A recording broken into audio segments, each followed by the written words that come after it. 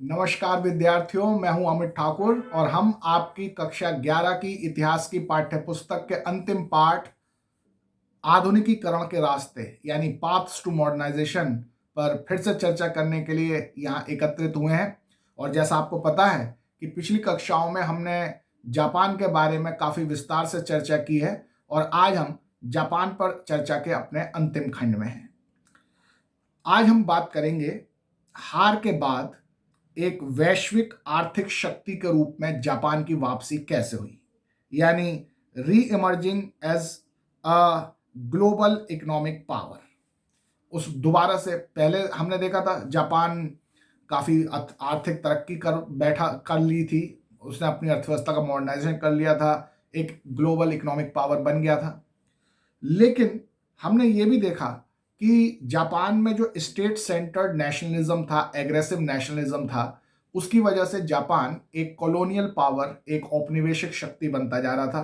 वो दूसरे देशों पर हमला करके उन्हें अपना गुलाम बनाता जा रहा था, बड़ी बड़ी शक्तियों से युद्ध करके उनसे अपनी शक्ति दिखाता था और इस तरह से वो युद्ध में फंसता चला जा रहा था।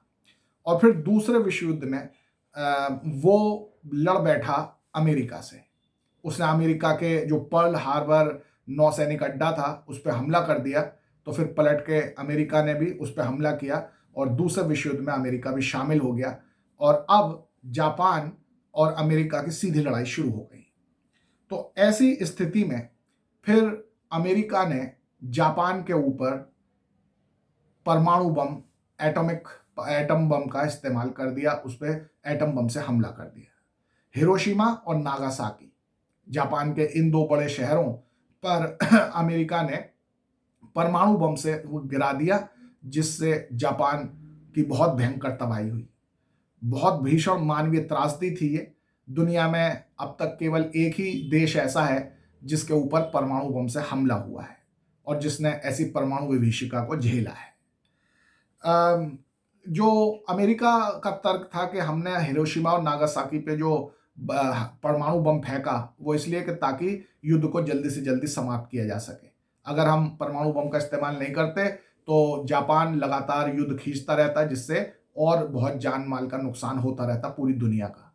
तो जल्दी युद्ध खत्म करने के लिए हमने परमाणु बम का इस्तेमाल किया है। ये किसका तर्क है? अमेरिका का। और दूसरी तरफ बहुत सारे लोग हैं जो कहते हैं कि नहीं, परमाणु बम का इस्तेमाल करना अनावश्यक था। जापान तो वैसे ही सरेंडर करने ही वाला था, वो काफ़ी थक चुका था, काफ़ी कमज़ोर हो चुका था और अब ज़्यादा दिन तक वो युद्ध नहीं खींच सकता था, वो वैसे ही सरेंडर कर देता। तो ये तो अनावश्यक रूप से परमाणु बम का इस्तेमाल हुआ है। बहरहाल जो भी तर्क हो, लेकिन ये बात सच है कि जापान पर परमाणु बम का हमला हुआ और जिससे वो पूरी तरह से बर्बाद हो गया, न केवल आर्थिक रूप से बल्कि मानवीय रूप से भी, क्योंकि उसके हजारों लोग मारे गए और विभिन्न प्रकार के लोग, जो आने वाली पीढ़ियां हैं, वो भी विभिन्न प्रकार की बीमारियों से ग्रस्त रहीं। तो इसलिए बड़ा भयंकर हमला था। चाहे किसी का कुछ भी तर्क हो कि परमाणु बम का हमला करना जायज था, आवश्यक था या नहीं था, दोनों के अपने अपने तर्क हैं, लेकिन ये निश्चित रूप से है कि वो भीषण हमला था जिससे जापान बर्बाद हो गया। लेकिन इस खंड में हम यही समझने जा रहे हैं कि जब जापान पे परमाणु बम का हमला हुआ, जापान हार गया, उस पर अमेरिका का प्रभुत्व हो गया, तो उसके बाद जापान ने किस तरह से रीइमर्जेंस किया और वो दोबारा से वर्ल्ड इकोनॉमिक पावर कैसे बन गया, इस खंड में हम वही चर्चा करेंगे। तो सबसे पहले तो हम ये देखते हैं कि जब जापान पर हमला हो गया परमाणु बम का, वो हार गया, तो उसके ऊपर अमेरिका का डोमिनेंस हो गया। अमेरिका ने उसे डायरेक्टली अपने राज्य में मिलाया तो नहीं, उसको पूरी तरह गुलाम तो नहीं बना लिया, लेकिन उसके ऊपर काफी अपना प्रभाव डाल दिया और जापान फिर अमेरिका के कहने के अनुसार ही सारे काम करने लगा। तो अमेरिका का डोमिनेंस बढ़ गया जापान के ऊपर। अब ऐसी स्थिति में हम ये देखना चाहते हैं कि जब अमेरिका का डोमिनेंस है जापान पर, तो उससे जापान के शासन व्यवस्था में और जापान में क्या क्या परिवर्तन आए। तो इस पर आपसे परीक्षा में भी सवाल पूछा जा सकता है कि द्वितीय विश्व युद्ध के बाद जब जापान अमेरिका के प्रभुत्व के अंतर्गत काम करने लगा, तो जापान में क्या क्या परिवर्तन महसूस किए, क्या क्या परिवर्तन हुए। तो उसी के बारे में हम एक एक करके समझेंगे। अमेरिकी नेतृत्व वाले कब्जे के दौरान जापान का विसैन्यीकरण कर दिया गया, डीमिलिटराइजेशन कर दिया गया, यानी जापान की सेना भंग कर दी गई। अमेरिका ने कहा तुम अपनी सेना को नहीं रखोगे, तुम्हारी रक्षा की जिम्मेदारी हमारी है, हम करेंगे, तुम अपनी सेना खत्म कर दो। तो विसैन्यीकरण, डीमिलिटराइजेशन जापान का कर दिया गया। पहला प्रभाव ये पड़ा। और क्या पड़ा?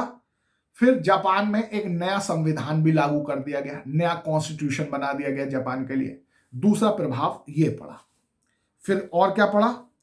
फिर इसके जो जो नया कॉन्स्टिट्यूशन बनाया था, जो नया संविधान बनाया था, उसमें आर्टिकल 9 था। तो वो आर्टिकल 9 क्या कहता था? वो था नो वॉर क्लॉज, यानी कि युद्ध ना करने का वाक्यांश। तो उसमें लिखा है, जापान के कॉन्स्टिट्यूशन के आर्टिकल 9 में लिखा है कि जापान वॉर को, युद्ध को अपनी पॉलिसी के रूप में मना करता है, यानी जापान किसी के साथ युद्ध नहीं करेगा।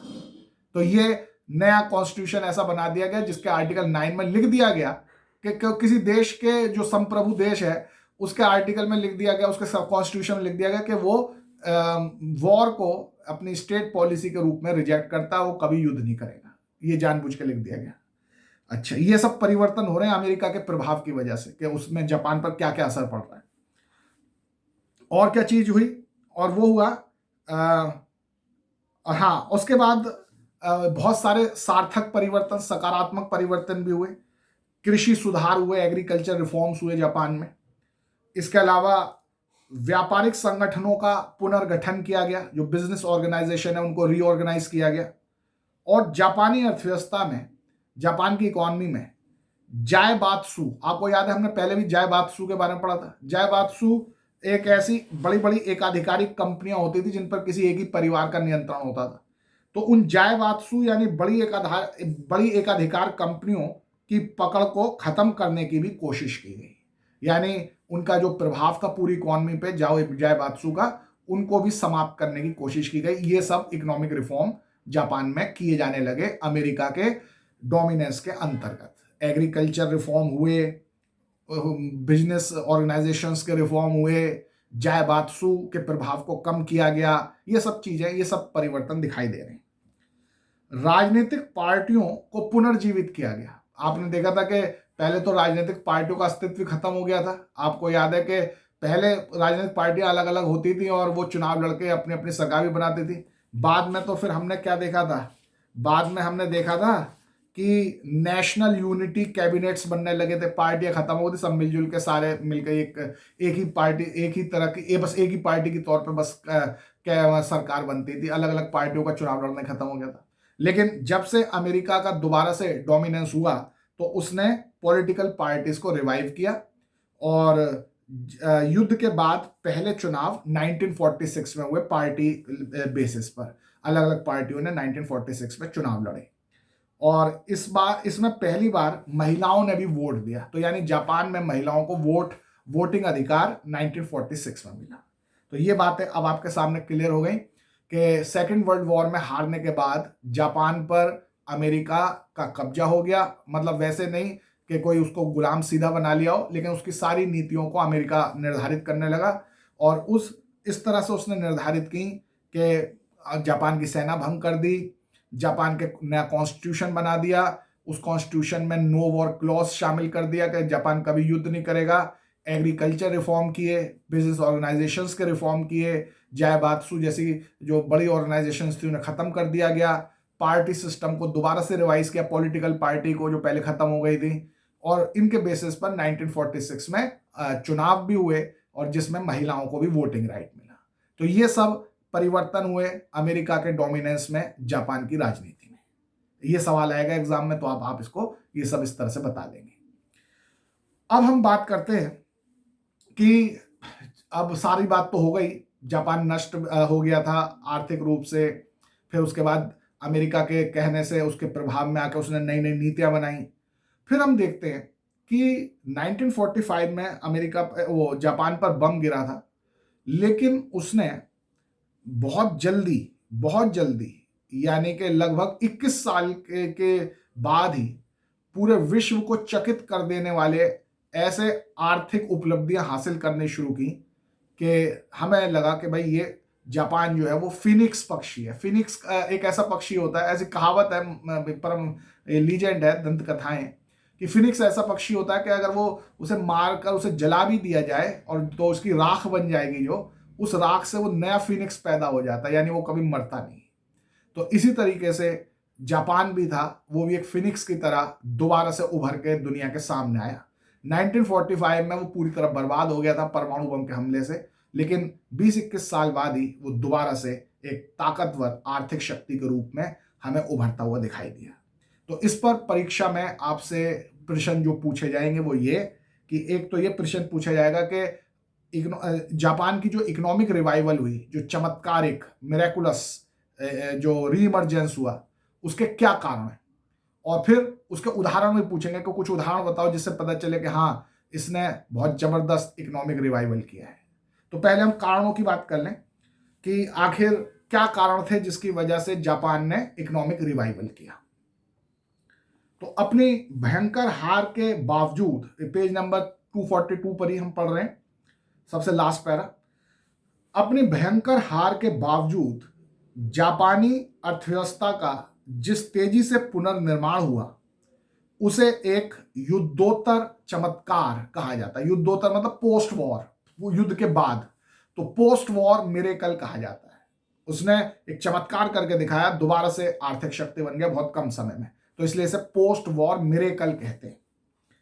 लेकिन यह चमत्कार से भी कहीं अधिक था। आप ये तो आम लोगों के लिए चमत्कार, लेकिन चमत्कार से भी और ज्यादा था, और इसकी जड़ें जापान के लंबे इतिहास में निहित थी। संविधान को औपचारिक तौर पर लोकतांत्रिक इसी समय बनाया गया। मतलब कहने को तो अमेरिका के नेतृत्व में, अमेरिका के प्रभाव में जो संविधान बना था, तो औपचारिक रूप से यह तय घोषित किया गया कि जापान एक लोकतंत्र होगा। लेकिन जापान में लोकतंत्र कोई अमेरिका के द्वारा आरोपित चीज ही नहीं थी। जापान की जो परंपराएं थी वो अपने आप में लोकतांत्रिक थी, जिसमें आम जनता की सहमति से काम करने पर बल दिया जाता था। तो यानी जापान में लोकतंत्र अमेरिका ने ऊपर से आके थोपा नहीं, कहीं से एक बीज लेके आया, पौधा लेके आया और लोकतंत्र का, और उस लोकतंत्र के पौधे को अमेरिका ने आके जापान में रोप दिया, ऐसा नहीं था। जापान की धरती पर लोकतंत्र की परंपराएं पहले से ही थी, शुरू से ही थी। इसलिए कहा ना कि जापान का जो ये मिरेकुलस जो उसने इकोनॉमिक मिरेकल करके दिखाया, जो मिरेकुलस रिवाइवल हुआ है, वो उसकी इतिहास की परंपराओं में ही निहित था। वहां पर लोकतांत्रिक परंपराएं पहले से ही उस जड़े जमाई हुई थी।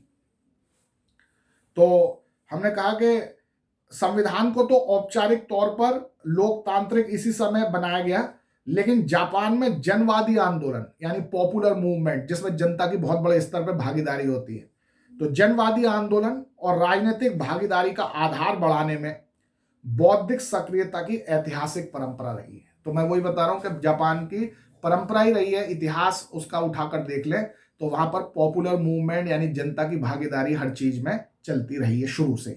तो इसलिए जब अमेरिका ने यहाँ का संविधान को डेमोक्रेटिक बनाया तो वो जल्दी ही पॉपुलर हो गया और लोगों ने डेमोक्रेसी को अपना लिया, और इसी डेमोक्रेसी को अपनाने की वजह से उसका इकोनॉमिक रिवाइवल तेजी से हुआ। युद्ध से पहले के काल की सामाजिक संबद्धता यानी सोशल कोहेजन को लोकतांत्रिक रूपरेखा के बीच सुदृढ़ किया गया। जापान में पहले से भी सोशल कोहेजन थी, यानी वहां पर लोग और संस्थाएं आपस में मिलजुल कर काम करती थी। तो जब युद्ध के बाद नया संविधान बना जिसमें डेमोक्रेसी जापान में लाई गई, तो इससे सोशल कोहेजन यानी जो सामाजिक संबद्धता है वो और बढ़ गई, और लोग आप मिलजुल कर, जापान की सारी संस्थाएं आपस में मिलकर अपने देश की तरक्की के लिए तेजी से काम करने लगी, और इसी वजह से जापान का इकोनॉमिक रिवाइवल, इकोनॉमिक री इमर्जेंस हुआ। इसके चलते यानी जो सोशल कोहेजन था जिसमें पहले से उनकी परंपरा थी कि सब मिलजुल के काम करते हैं, तो इसके चलते सरकार, नौकरशाही और उद्योग के बीच एक करीबी रिश्ता कायम हुआ। तो जापान में सरकार, ब्यूरोक्रेसी यानी नौकरशाही यानी बड़े बड़े अधिकारी, और उद्योग यानी इंडस्ट्रियलिस्ट बिजनेसमैन, ये तीनों मिलकर एक दूसरे से काफी सहयोग करके काम करने लगे, और इन तीनों के आपस में मिलकर काम करने की वजह से जापान का इकोनॉमिक री इमरजेंस यानी आर्थिक पुनरुत्थान इतनी जल्दी हो पाया। तो ये सब इसके कारण है कि क्यों इकोनॉमिक रिमर्जेंस जापान का इतनी तेजी से और इतनी जल्दी हो गया, जिसे मिरेकल कहते हैं, जिसे चमत्कार कहते हैं। अमेरिकी समर्थन, ऊपर से अमेरिका का सपोर्ट मिल ही रहा था, अमेरिका जापान को आर्थिक सहायता भी दे रहा था, उसको सपोर्ट भी कर रहा था, उससे भी इकोनॉमिक री इमरजेंस यानी आर्थिक पुनरुत्थान जापान का तेजी से हुआ। और साथ ही कोरिया और वियतनाम की जंग से जापानी अर्थव्यवस्था को बहुत लाभ मिला। कोरिया, दोनों नॉर्थ कोरिया साउथ कोरिया की आपस में लड़ाई हुई, और अमेरिका और वियतनाम की लड़ाई हुई। उन लड़ाइयों से जापान को बहुत फायदा हुआ, उसका बहुत माल बिकने लगा, उसको सपोर्ट अमेरिका से और ज्यादा मिलने लगी। तो इस वजह से उसने इन सारे अवसरों का बहुत फायदा उठाया, और बहुत जल्दी से 21 साल बाद, 20-21 साल बाद ही वो दुनिया के सामने दोबारा से एक आर्थिक शक्ति, एक आर्थिक महाशक्ति बनके उभरा। तो ये सब कारण थे जिसकी वजह से उसका इकोनॉमिक री इमरजेंस हुआ। क्या क्या थे, मैं एक बार दोबारा बता रहा हूं। नए संविधान में डेमोक्रेसी का आना, हालांकि वो डेमोक्रेसी अमेरिका ने, वो उसने जो संविधान जो बनाया था वो अमेरिका के कहने से बनाया था, लेकिन वो डेमोक्रेसी की परंपराएं जापान के इतिहास में पहले से ही थी। लोग वहां पर पहले से ही पॉपुलर मूवमेंट में भाग लेते थे, तो इसलिए वहां डेमोक्रेसी बड़ी जल्दी सफल हो गई। इसके अलावा जापान की एक बहुत अच्छी परंपरा है सोशल कोहेजन की, सामाजिक संबद्धता की, जिसके अंतर्गत जापान की सभी संस्थाएं, सभी लोग, सभी वर्ग मिलजुल कर, आपस में मिलजुल कर एकता के साथ काम करते हैं। तो वो सोशल कोहेजन वाली जो परंपरा थी, उसकी वजह से सरकार, नौकरशाही और उद्योग यानी गवर्नमेंट, ब्यूरोक्रेसी एंड इंडस्ट्री, इन तीनों ने मिलकर बड़ा जबरदस्त काम किया और देश को आगे बढ़ाया, इकोनॉमिक तरक्की की। और उसके अलावा अमेरिका का सपोर्ट जापान को मिल ही रहा था, क्योंकि अमेरिका ने उसकी जिम्मेदारी अपने ऊपर ले ही रखी थी। और इसके अलावा कुछ अंतर्राष्ट्रीय घटनाएं घटी, जैसे कोरिया का युद्ध हुआ, नॉर्थ कोरिया साउथ कोरिया का, वियतनाम और अमेरिका का युद्ध हुआ। उन युद्धों की वजह से ऐसी परिस्थितियां बनी जिससे जापान को बहुत मौका मिला अपना माल बेचने का और अपनी इकोनॉमी को ग्रो करने का। तो ये सारे कारण थे जिसकी वजह से जापान का इतनी जल्दी पुनरुत्थान, आर्थिक पुनरुत्थान हुआ, इकोनॉमिक री इमरजेंस हुआ। तो ये सवाल पूछा जाएगा तो आपने बता दिया। लेकिन अब हम कुछ उदाहरण देकर दिखाना चाहते हैं कि हम जापान का इकोनॉमिक री इमरजेंस कैसे हुआ, उसके क्या उदाहरण है। तो सबसे पहला उदाहरण देखते हैं। 1964 में, 1964 में टोक्यो में हुए ओलंपिक खेल जापानी अर्थव्यवस्था की परिपक्वता के प्रतीक बनकर सामने आए। यानी जो देश 21 साल पहले परमाणु बम गिरने से पूरी तरह बर्बाद हो गया था, 21 साल में इतना आर्थिक रूप से संपन्न हो गया कि वो अपने यहां पर इतना बड़ा अंतर्राष्ट्रीय आयोजन, ओलंपिक गेम का आयोजन करने लायक हो गया। इसको देखकर पूरी दुनिया की आंखें फटी की फटी रह गई, और ये एक मिरेकल था, एक चमत्कार था। इसी तरह ऐसे अब दूसरा उदाहरण देखते हैं इकोनॉमिक रीमर्जेंस का। इसी तरह तेज गति वाली शिंकानसेन यानी कि बुलेट ट्रेन का जाल भी जापान में 1964 में शुरू हो गया। ये बुलेट ट्रेन आप देखो 1964 की बात हो रही है, तब जापान ने बुलेट ट्रेन बना ली। बुलेट ट्रेन बहुत तेज गति से चलने वाली ट्रेन होती है, जो उस समय 200 किलोमीटर पर आवर की स्पीड से चलती थी, जो पूरी दुनिया में सबसे ज्यादा थी। और अब तो उनकी 300 किलोमीटर पर आवर की स्पीड हो गई है। तो ये 1964 में वो बनाकर बैठ गया, और वो भी ऐसी हालत में जब 1945 में उसके ऊपर परमाणु बम गिरा था और वो पूरी तरह बर्बाद हो गया।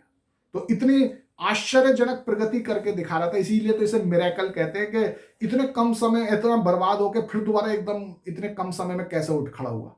तो ये उसका इकोनॉमिक मिरेकल है, आर्थिक चमत्कार है। और तीसरा काम, जो तीसरा मिरेकल जिसे हम कह सकते हैं, वो है कि यह भी जापानियों की सक्षमता दर्शाती है कि वे नए प्रौद्योगिकी के जरिए बेहतर और सस्ते उत्पाद बाजार में उतार सके। उन्होंने पूरी दुनिया को जापानी माल से भर दिया। अब उनके पास ऐसी बढ़िया टेक्नोलॉजी उन्होंने अपने यहाँ डेवलप कर ली जापानियों ने, कि वो एक से एक बढ़िया अच्छी टेक्नोलॉजी, अच्छी क्वालिटी वाला और बहुत कम कीमत पर माल बना लेते थे, और जिससे पूरी दुनिया को बेचते थे। पूरी दुनिया के बाजारों में जापानी माल भर गया।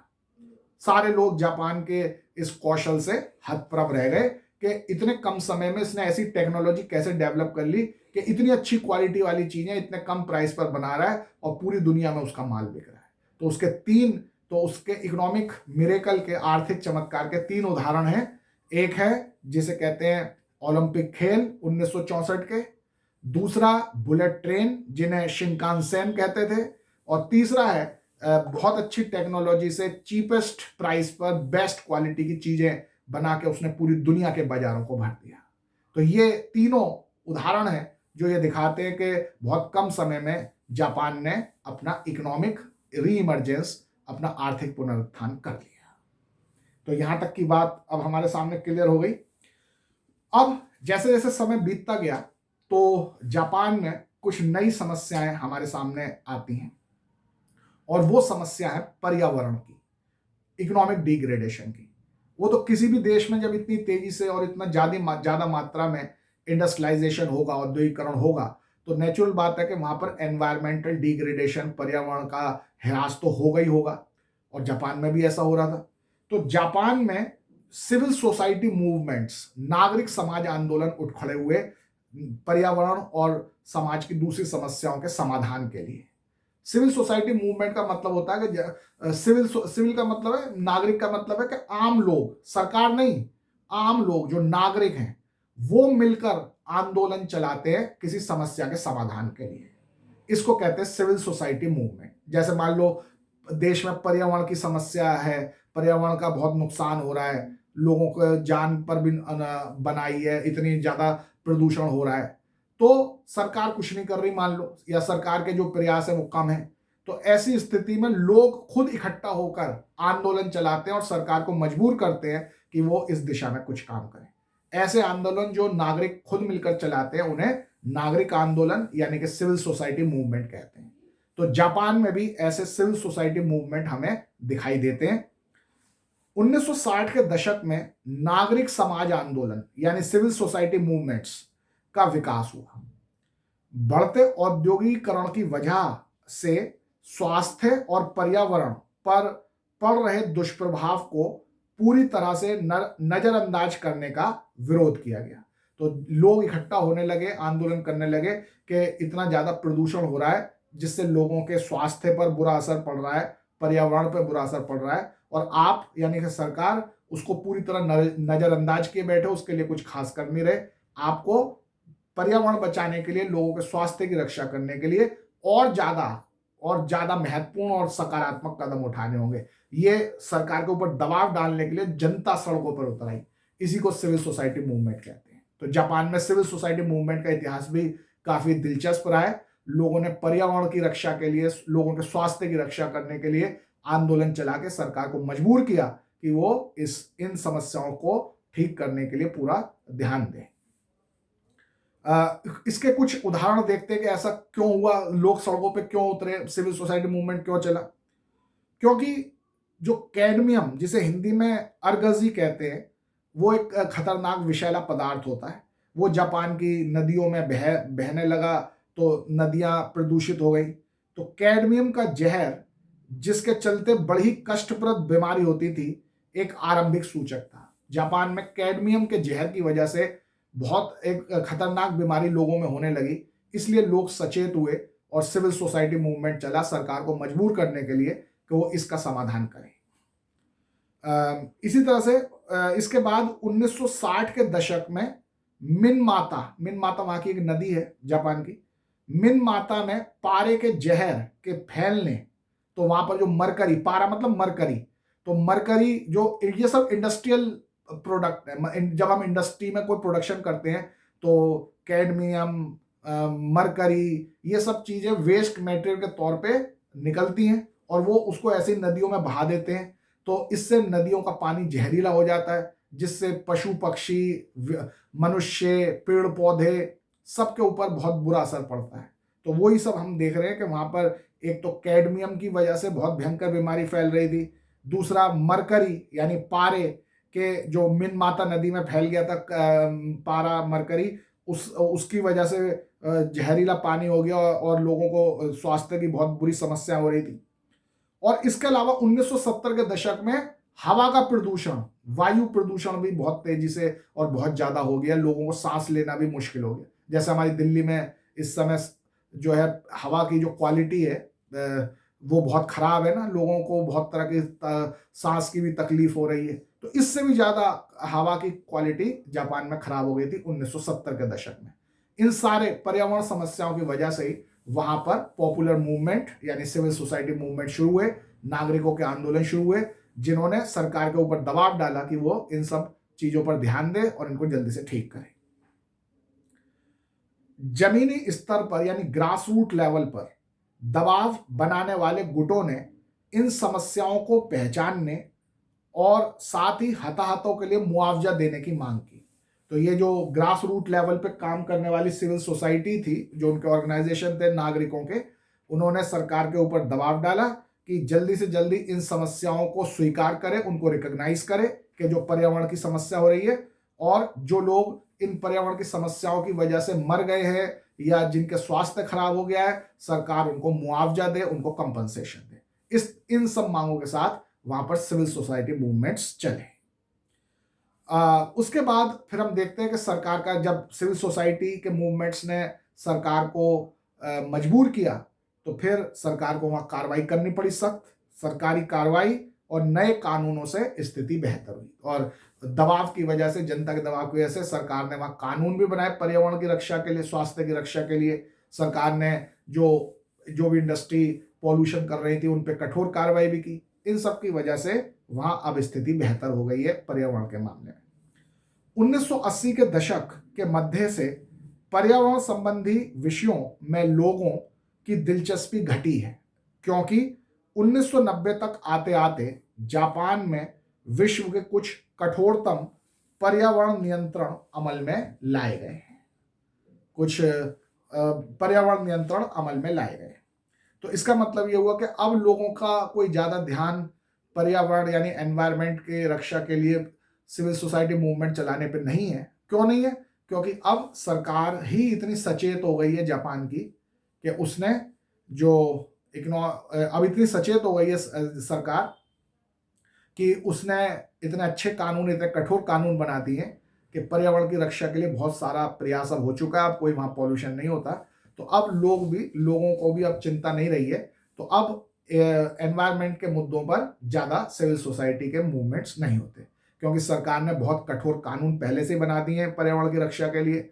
सरकार हमेशा सचेत भी रहती है पर्यावरण की रक्षा के लिए। तो अब कोई वहां पर पर्यावरण की ज्यादा समस्या नहीं है, एनवायरनमेंट की कोई ज्यादा प्रॉब्लम नहीं है।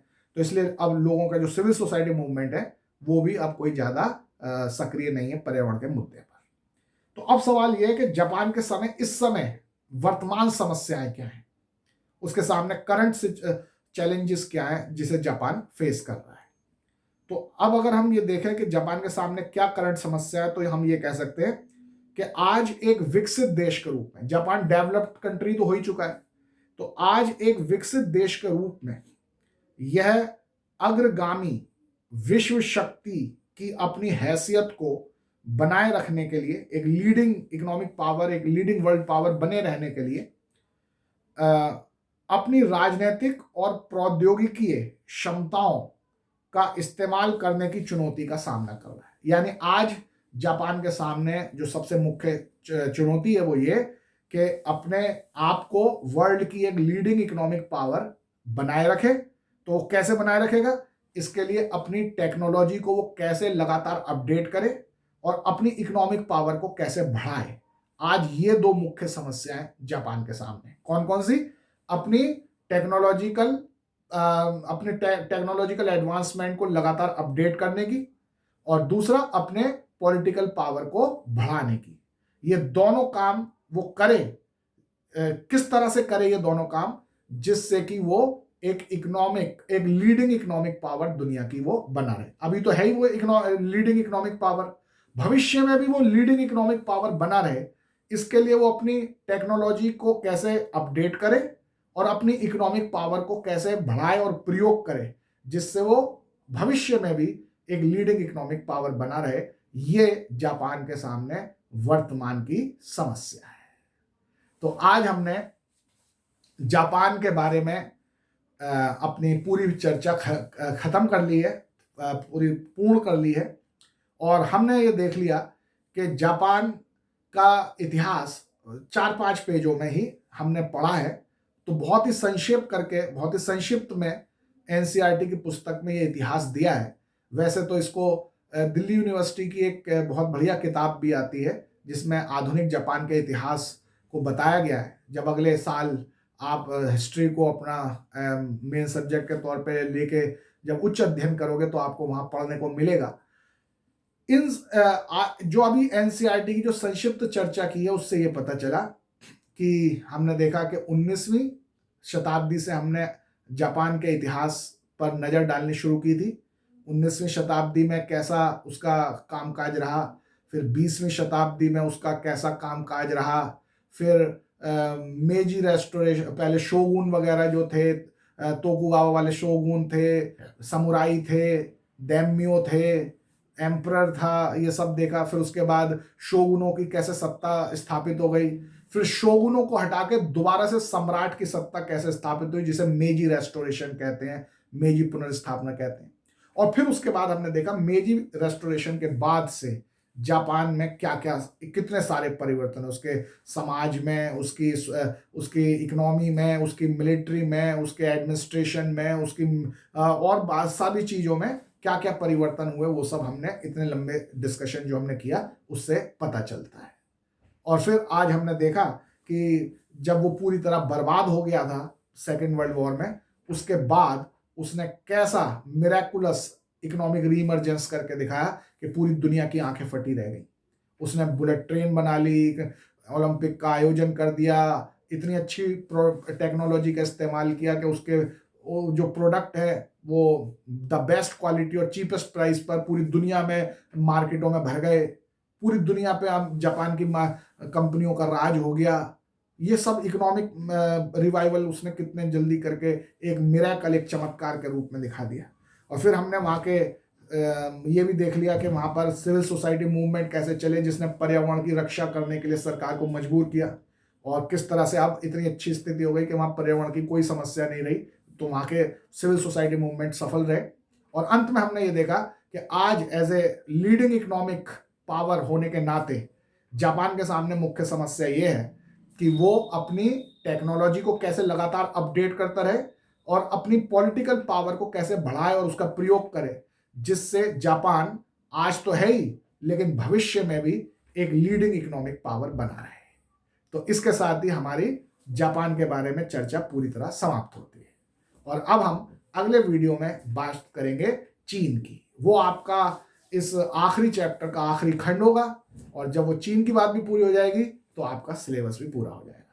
तो आप इसको अच्छे ढंग से पढ़ते रहिए, हमारी जो भी चर्चाएं हुई उनको अच्छे ढंग से पढ़ते रहिए, और साथ ही साथ अपनी किताब को बहुत जरूर पढ़ना है जो हमारी चर्चा के बाद, और जो मैं प्रश्न भेजूंगा उन्हें अपनी कॉपी में करना है। तो अब हम अगले वीडियो में मिलेंगे, तब तक के लिए सभी को नमस्कार।